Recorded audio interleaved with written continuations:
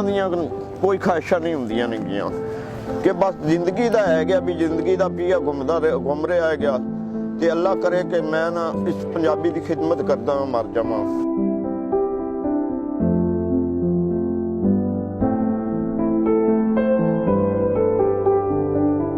ਮੈਨੂੰ ਮੇਰੀ ਹੋਰ ਖਾਹਿਸ਼ ਕੋਈ ਨਹੀਂ, ਅਗਰ ਹਕੂਮਤ ਕਰ ਸਕੇ ਤੇ ਪਹਿਲੀ ਤੋਂ ਪੰਜਾਬੀ ਕਰੇ,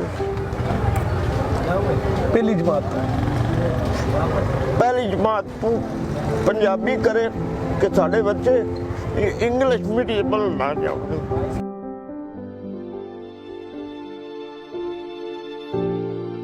इस बहुत वड्डी दुनिया दी भीड़ विच जिथे हर बंदे नूं अफरा तफरी पई हुई है, इसे दुनिया दे विच एक ऐसा बंदा भी मौजूद है जिहड़ा अपने काम नाल कम रखदियां होया एक बहुत वड्डा काम कर रहा है। जिन्हां हत्थां दे नाल लोकां दीयां जुत्तियां गणदा ते बूट पालिश करदा है, उन्हां हत्थां विच कलम फड़ के साडी मां बोली पंजाबी वास्ते काम कर रहा है। पंजाबी शायरी च 5 किताबां लिखण वाला मुनव्वर शकील अज साडे प्रोग्राम नूं अपणियां गल्लां दे नाल मुनव्वर करेगा।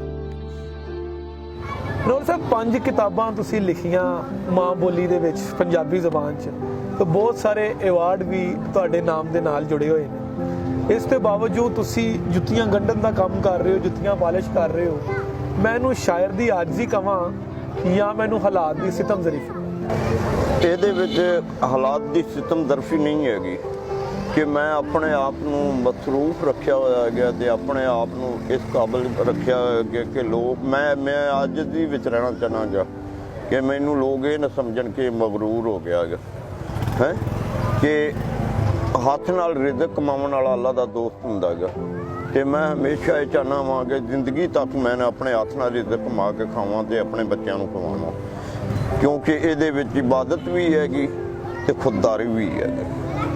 ਇਸ ਕਰਕੇ ਮੈਂ ਨਾ ਜ਼ਿਆਦਾ ਤੋਂ ਜ਼ਿਆਦਾ ਜਿਹੜਾ ਹੈਗਾ ਆਪਣਾ ਕੰਮ ਨੂੰ ਟਾਈਮ ਦੇਣਾ ਵਾ ਤੇ ਅਲਹਮਦੁਲਿਲਾ ਬੜਾ ਸੋਹਣਾ ਗੁਜ਼ਾਰਾ ਹੋ ਰਿਹਾ ਹੈਗਾ।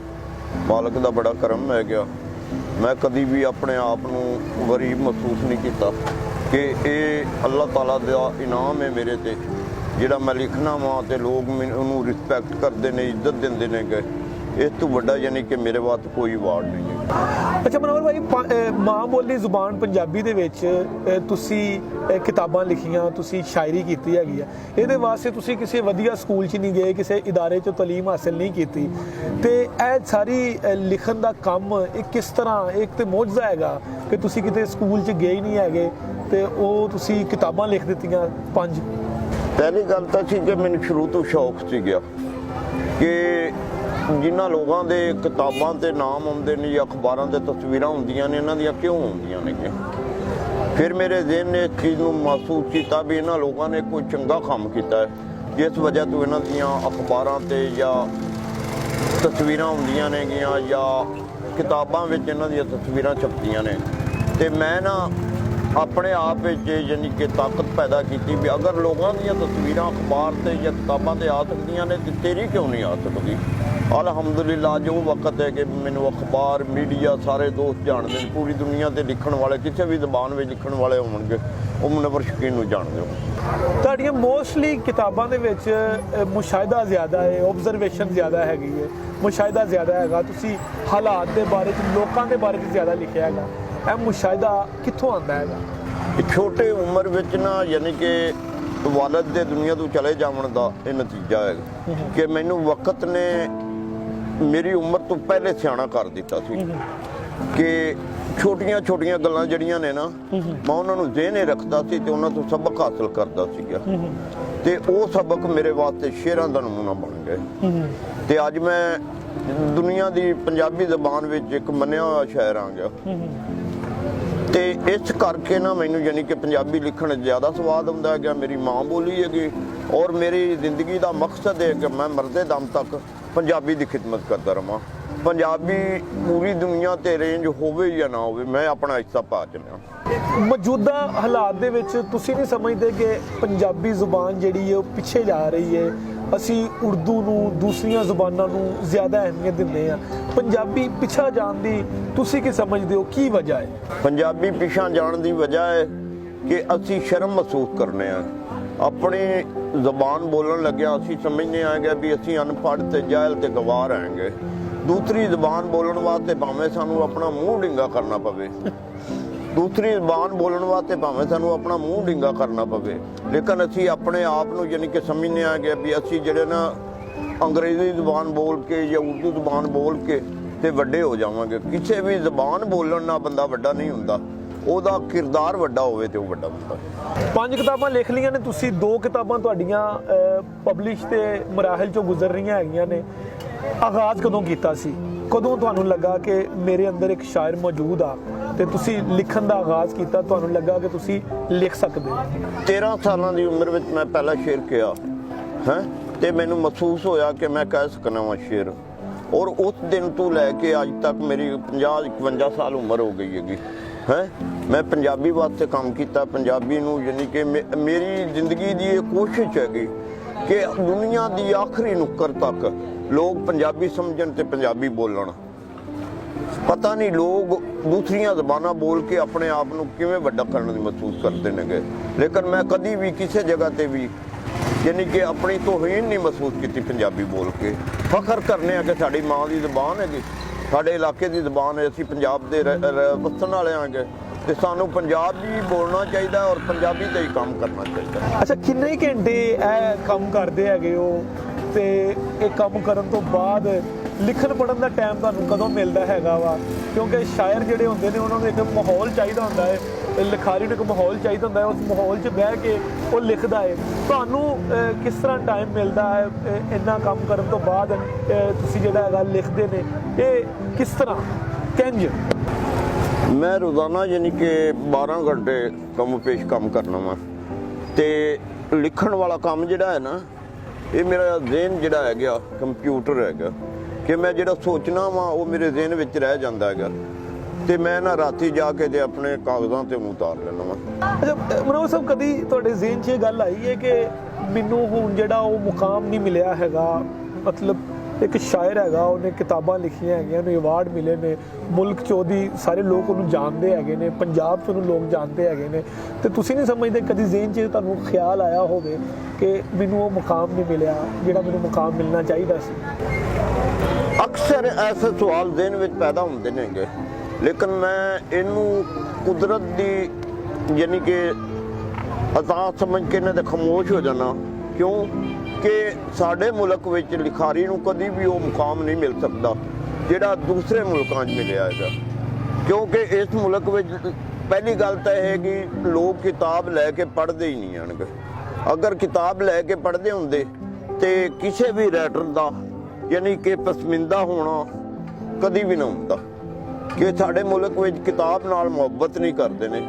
ਅਗਰ ਕੋਈ ਸਟੂਡੈਂਟ ਇਹ ਉਹ ਪੜ੍ਹਦੇ ਵੀ ਨੇ ਨਾ ਕਿ ਉਹ ਸਿਰਫ ਵਕਤ ਗੁਜ਼ਾਰੀ ਵਾਸਤੇ ਪੜ੍ਹਦੇ ਨੇ, ਯਾਨੀ ਕਿ ਸਬਕ ਸਿੱਖਦੇ ਨਹੀਂ ਆਣਗੇ, ਪੜ੍ਹਦੇ ਨੇਗੇ। ਤੇ ਮੈਂ ਸਬਕ ਨੂੰ ਸਿੱਖਿਆ ਹੈਗਾ, ਪੰਜਾਬੀ ਲਿਖਣੀ ਜਾਂ ਪੜ੍ਹਨੀ ਮੈਂ ਸਿੱਖੀ ਹੈਗੀ, ਮੈਂ ਪੜ੍ਹੀ ਨਹੀਂ ਹੈਗੀ। ਇਸ ਵਾਸਤੇ ਮੈਂ ਪੰਜਾਬੀ ਲਿਖ ਵੀ ਲੈਣਾ ਵਾਂ ਤੇ ਪੜ੍ਹ ਵੀ ਲੈਣਾ ਵਾਂ। ਯਾਨੀ ਕਿ ਮੈਂ ਸਕੂਲੇ ਨਹੀਂ ਗਿਆ ਹੈਗਾ, ਲੇਕਿਨ ਦੋਸਤਾਂ ਦੀ ਮਦਦ ਨਾਲ ਮੈਂ ਯਾਨੀ ਕਿ ਅਲਹਮਦੁਲਿਲਾ ਪੰਜਾਬੀ MA ਪੰਜਾਬੀ ਤੱਕ ਕਿਤਾਬਾਂ ਪੜ੍ਹੀਆਂ ਨੇਗੀਆਂ। MA ਪੰਜਾਬੀ ਤੱਕ ਮੇਰੇ ਕੋਲ ਕੋਈ ਵੀ ਸਨਦ ਜਾਂ ਡਿਗਰੀ ਜਾਂ ਸਰਟੀਫਿਕੇਟ ਨਹੀਂ ਹੈਗਾ, ਲੇਕਿਨ ਮੈਂ ਪੰਜਾਬੀ ਲਿਖ ਵੀ ਸਕਣਾ ਵਾਂ ਤੇ ਪੰਜਾਬੀ ਈਜ਼ੀ ਤੌਰ ਤੇ ਪੜ੍ਹ ਵੀ ਸਕਣਾ ਵਾਂ। ਤਾਂ ਮੈਨੂੰ ਕਦੀ ਵੀ ਇਹ ਦਿੱਕਤ ਮਹਿਸੂਸ ਨਹੀਂ ਹੋਈ ਕਿ ਮੈਂ ਅਨਪੜ੍ਹ ਆ ਗਿਆ। ਅਲਹਮਦੁਲਿਲਾ ਯਾਨੀ ਕਿ ਕਿਸੇ ਵੀ ਤਰ੍ਹਾਂ ਦੀ ਪੰਜਾਬੀ ਹੋਵੇ ਉਹ ਮੈਂ ਪੜ੍ਹ ਲੈਣਾ ਵਾਂ ਔਰ ਲਿਖ ਵੀ ਲੈਣਾ ਵਾਂ। ਅੱਛਾ ਮਨੋਹਰ ਭਾਈ, ਪੰਜਾਬੀ ਜ਼ੁਬਾਨ ਲਈ ਕੀ ਕਰਨਾ ਚਾਹੀਦਾ ਸਾਨੂੰ, ਆਮ ਲੋਕਾਂ ਨੂੰ, ਤੁਹਾਡੇ ਵਰਗੇ ਲੋਕਾਂ ਨੂੰ ਜਿਹੜੇ ਲਿਖਦੇ ਨੇ, ਜਿਹੜੇ ਪੰਜਾਬੀ ਦਾ ਦਰਦ ਰੱਖਦੇ ਨੇ? ਮੈਂ ਦੇਖਿਆ ਕਿ ਤੁਹਾਡੇ ਵਰਗੇ ਲੋਕਾਂ ਨੂੰ ਪੰਜਾਬੀ ਦਾ ਬਹੁਤ ਦਰਦ ਹੈਗਾ, ਤੁਸੀਂ ਇਮੋਸ਼ਨਲ ਹੋ ਜਾਂਦੇ ਹੋ, ਤੁਸੀਂ ਜਜ਼ਬਾਤ ਤੇ ਕਾਬੂ ਨਹੀਂ ਪਾਉਂਦੇ, ਤੇ ਕੀ ਕਰਨਾ ਚਾਹੀਦਾ ਹੈ ਸਾਨੂੰ ਪੰਜਾਬੀ ਲਈ ਸਾਰਿਆਂ ਨੂੰ ਮਿਲ ਕੇ? ਪੰਜਾਬੀ ਜ਼ਬਾਨ ਨੂੰ ਜਦੋਂ ਤੱਕ ਸਰਕਾਰੀ ਜ਼ਬਾਨ ਦਾ ਦਰਜਾ ਨਹੀਂ ਦਿੱਤਾ ਜਾਂਦਾ, ਪੰਜਾਬ ਵਿੱਚ ਕਮ ਸੇ ਕਮ ਪੰਜਾਬੀ ਜ਼ਬਾਨ ਨੂੰ ਸਰਕਾਰੀ ਜ਼ਬਾਨ ਦਾ ਦਰਜਾ ਦਿੱਤਾ ਜਾਵੇ ਤੇ ਫਿਰ ਪੰਜਾਬ ਤਰੱਕੀ ਕਰੇਗਾ, ਫਿਰ ਸਾਡਾ ਮੁਲਕ ਤਰੱਕੀ ਕਰੇਗਾ। ਤੁਸੀਂ ਵੇਖੋ ਕਿ ਬਾਕੀ ਸੂਬਿਆਂ ਸਿੰਧੀ ਵਿੱਚ, ਬਲੋਚੀ ਵਿੱਚ, ਯਾਨੀ ਕਿ ਪਖਤੂਨਖਾਨ ਵਿੱਚ ਉਹਨਾਂ ਦੀ ਮਾਦਰੀ ਜ਼ਬਾਨ ਹੀ ਉਹਨਾਂ ਦੀ ਸਰਕਾਰੀ ਜ਼ਬਾਨ ਹੈਗੀ। ਸਾਡੇ ਪੰਜਾਬ ਨਾਲ ਇਹ ਕਿਉਂ ਹੋ ਰਿਹਾ ਹੈਗਾ ਕਿ ਪੰਜਾਬੀ ਨੂੰ ਹਮੇਸ਼ਾ ਪਿੱਛੇ ਰੱਖਿਆ ਗਿਆ, ਜਿਹੜੀ ਵਜ੍ਹਾ ਤੋਂ ਪੰਜਾਬ ਤਰੱਕੀ ਕਰ ਰਿਹਾ ਤੇ ਨਾ ਪੰਜਾਬੀ ਜ਼ਬਾਨ ਤਰੱਕੀ ਕਰ ਰਹੀ ਹੈ। ਕਿ ਸਾਡੇ ਹੁਕਮਰਾਨ ਜਿਹੜੇ ਨੇਗੇ ਇਹ ਨਹੀਂ ਚਾਹੁੰਦੇ ਕਿ ਥੱਲੇ ਵਾਲੇ ਲੋਕ ਉੱਥਾਂ ਚਲੇ ਜਾਣ। ਥੱਲੇ ਵਾਲੇ ਲੋਕ ਤਾਂ ਹੀ ਉੱਥਾਂ ਜਾ ਸਕਦੇ ਨੇ ਜਦੋਂ ਤੱਕ ਉਹ ਪੰਜਾਬੀ ਸਮਝਣਗੇ ਤੇ ਬੋਲਣਗੇ। ਸਾਨੂੰ ਦੂਸਰੀਆਂ ਜ਼ਬਾਨਾਂ ਨਾਲ ਇਸ ਵਾਸਤੇ ਜੁੜਿਆ ਜਾਂਦਾ ਹੈ ਵੀ ਸਾਡਾ ਸ਼ਊਰ ਹੀ ਨਾ ਜਾਗੇ। ਤਾਂ ਕੋਈ ਐਸੀ ਖਾਹਿਸ਼ ਜਿਹੜੀ ਤੁਸੀਂ ਸਮਝਦੇ ਹੋ ਕਿ ਹੁਣ ਪੂਰੀ ਹੋ ਜਾਣੀ ਚਾਹੀਦੀ ਹੈ? ਕੋਈ ਐਸੀ ਖਾਹਿਸ਼ ਤੁਹਾਡੇ ਦਿਲ ਦੇ ਵਿੱਚ ਹੋਵੇ? ਛੋਟੇ ਲੋਕਾਂ ਦੀਆਂ ਕੋਈ ਖਾਹਿਸ਼ਾਂ ਨਹੀਂ ਹੁੰਦੀਆਂ ਨੇਗੀਆਂ ਕਿ ਬਸ ਜ਼ਿੰਦਗੀ ਦਾ ਹੈ ਗਿਆ ਵੀ ਜ਼ਿੰਦਗੀ ਦਾ ਪੀਆ ਘੁੰਮ ਰਿਹਾ ਹੈਗਾ ਤੇ ਅੱਲਾ ਕਰੇ ਕਿ ਮੈਂ ਨਾ ਇਸ ਪੰਜਾਬੀ ਦੀ ਖਿਦਮਤ ਕਰਦਾ ਮੈਂ ਮਰ ਜਾਵਾਂ। ਮੈਨੂੰ ਮੇਰੀ ਹੋਰ ਖਾਹਿਸ਼ ਕੋਈ ਨਹੀਂ। ਅਗਰ ਹਕੂਮਤ ਕਰ ਸਕੇ ਤੇ ਪਹਿਲੀ ਤੋਂ ਪੰਜਾਬੀ ਕਰੇ, ਪਹਿਲੀ ਜਮਾਤ ਤੋਂ ਪੰਜਾਬੀ ਕਰੇ ਕਿ ਸਾਡੇ ਬੱਚੇ ਇੰਗਲਿਸ਼ ਮੀਡੀਅਮ ਨਾ ਜਾਣ। ਮੁਸਤਕਬਲ 'ਚ ਕੀ ਸੋਚਿਆ ਹੈ ਤੁਸੀਂ? ਕੀ ਤੁਸੀਂ ਮੁਸਤਕਬਲ 'ਚ ਕਰਨਾ ਚਾਹੁੰਦੇ ਹੋ? ਅਗਲੇ ਵਕਤ 'ਚ ਤੁਸੀਂ ਕੀ ਕਰਨਾ ਚਾਹੁੰਦੇ ਹੋ? ਕੀ ਸੋਚ ਰੱਖਿਆ ਤੁਸੀਂ? ਅਗਰ ਵਕਤ ਨੇ ਮੁੱਲ ਦਿੱਤੀ ਤੇ ਮੈਂ ਚਾਹੁੰਦਾ ਵਾਂ ਕਿ ਇੱਕ ਨਾ ਸਕੂਲ ਬਣਾਇਆ ਜਾਵੇ ਔਰ ਜਿਹਦੇ ਵਿੱਚ ਲੋਕਾਂ ਨੂੰ ਫਰੀ ਤਾਲੀਮ ਦਿੱਤੀ ਜਾਵੇ, ਜਿਹਦੇ ਵਿੱਚ ਇਲਾਕੇ ਦੇ ਯਤੀਮ ਤੇ ਬੇਸਹਾਰਾ ਬੱਚੇ ਜਿਹੜੇ ਨੇਗੇ ਉਹ ਤਾਲੀਮ ਹਾਸਲ ਕਰਨ ਤੇ ਉਹਨਾਂ ਨੂੰ ਗੌਰਮੈਂਟ ਆਪਣੇ ਵੱਲੋਂ ਖਾਣਾ ਵੀ ਦੇਵੇ ਇੱਕ ਵਕਤ ਦਾ, ਕਿਤਾਬਾਂ ਤੇ ਵਰਦੀਆਂ ਵੀ ਫਰੀ ਦਿੱਤੀਆਂ ਜਾਵਣ। ਇਹ ਮੇਰਾ ਪਲਾਨ ਹੈ। ਅਗਰ ਮੈਨੂੰ ਵਕਤ ਨੇ ਮੁੱਲ ਦਿੱਤੀ ਤੇ ਮੈਂ ਇੱਥੇ ਕੰਮ ਕਰਾਂਗਾ।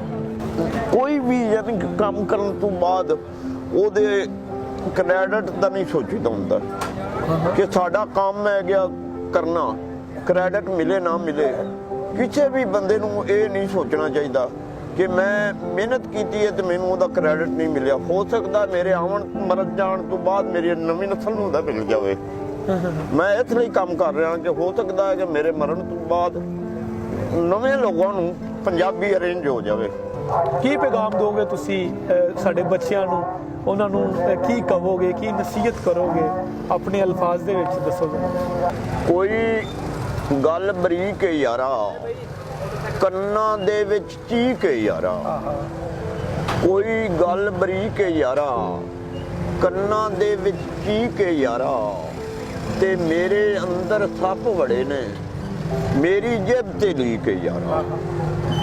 ਮੇਰੇ ਅੰਦਰ ਸੱਪ ਵੜੇ ਨੇ, ਮੇਰੀ ਜੇਬ ਤੇ ਲੀਕ ਹੈ ਯਾਰਾ। ਤੇ ਮੈਂ ਠੱਗ ਜ਼ਮਾਨੇ ਦਾ ਹਾਂ, ਮੈਂ ਠੱਗ ਜ਼ਮਾਨੇ ਦਾ ਹਾਂ। ਤੇਰੀ ਨੀਅਤ ਠੀਕ ਹੈ ਯਾਰਾ।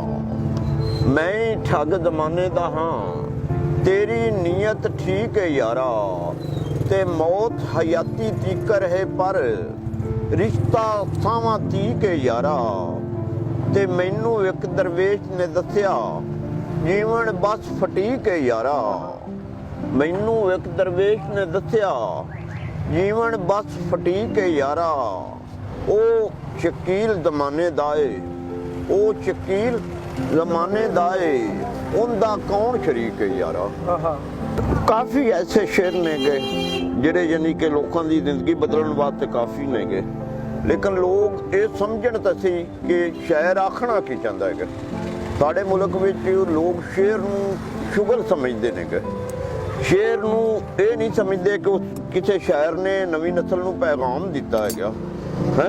ਅਗਰ ਅਸੀਂ ਜਦੋਂ ਸ਼ੇਰ ਨੂੰ ਪੈਗਾਮ ਸਮਝਣ ਲੱਗ ਜਾਵਾਂਗੇ ਨਾ, ਸ਼ੇਰ ਨੂੰ ਪੈਗਾਮ ਸਮਝਣ ਲੱਗ ਜਾਵਾਂਗੇ ਤੇ ਫਿਰ ਸਾਡਾ ਮੁਲਕ ਤਰੱਕੀ ਕਰਨਾ ਸ਼ੁਰੂ ਕਰ ਦੇਵੇਗਾ।